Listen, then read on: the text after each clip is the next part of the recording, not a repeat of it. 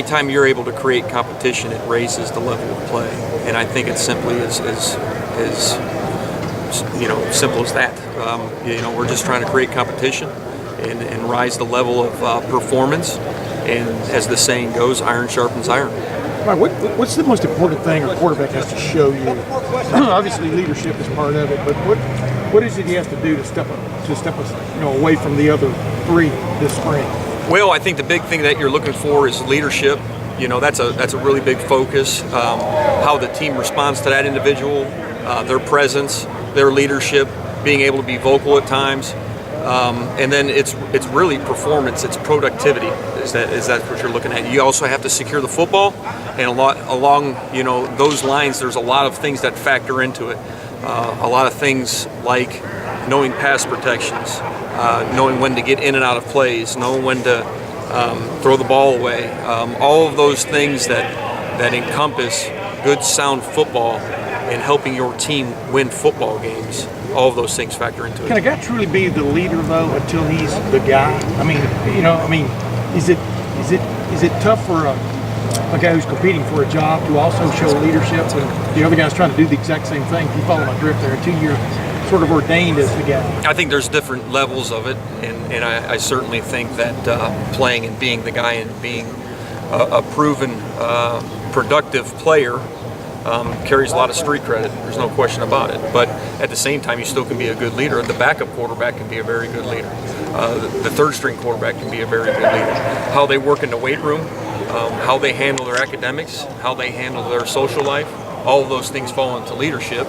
So it doesn't limit you, so to speak, in what you can be and how big of a leader you can be. You can coach up younger guys, more inexperienced guys. All of those things are strong leadership qualities that we look for. Hey, Mike, there's been a lot of transition here. here. Really tweaking this spring as far as the offense. As you mentioned last month, you guys don't really need to reinvent the wheel.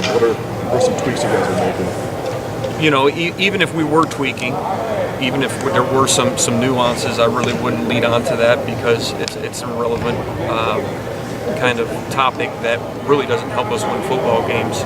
So the basics of this offense, springtime is a great time to get back to the fundamentals of your offense, your base concepts, and those are the concepts that we're focusing on. Hey, Mike, there's been a lot of transition here. Head coach, one of the most productive quarterbacks in program history, new offensive staff members, new defensive staff members. I'm wondering, when you talk about a new quarterback and getting everything on, is there any truth to the idea of make the changes as soon as possible so people can get acclimated to them? I'm talking about like Justin Fields, and like, do you buy into that at all, or is that just irrelevant? What we're trying to do is make sure that we create the best competition that we can and try to produce the best offense we can, and that is develop guys. And so right now what we want to try to do is make sure that those guys are getting the reps that they need in the film room, on the practice field, and that's what's in our best interest as a team right now, is just to get those guys better. All right, one change we've seen, or at least y'all are practicing a little bit, is quarterback under center, which is kind of taboo here the last 7 years and stuff. But what does that bring, you think, to the attack?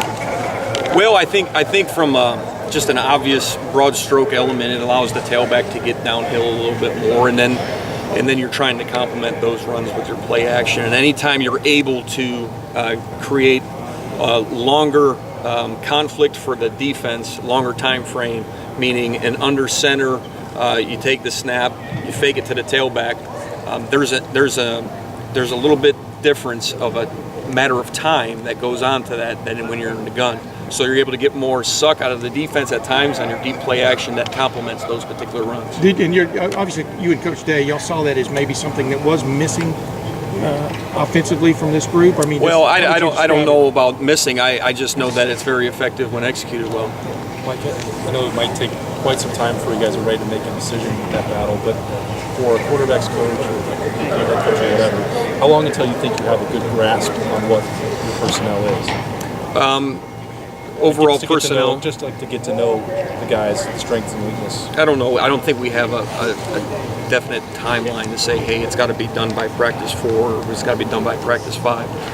I think as you go through spring, you make those decisions, and whenever that time is, that's what it'll end up being. But not in terms of, I'm not asking you to predict the decision, just like until you can sit there and say, I know what Matthew does very well, I know what Justin does very well. That seems like a process that you take time. But Usually, you know, the more you get into some real live scrimmages, you know, that sort of thing will unfold itself.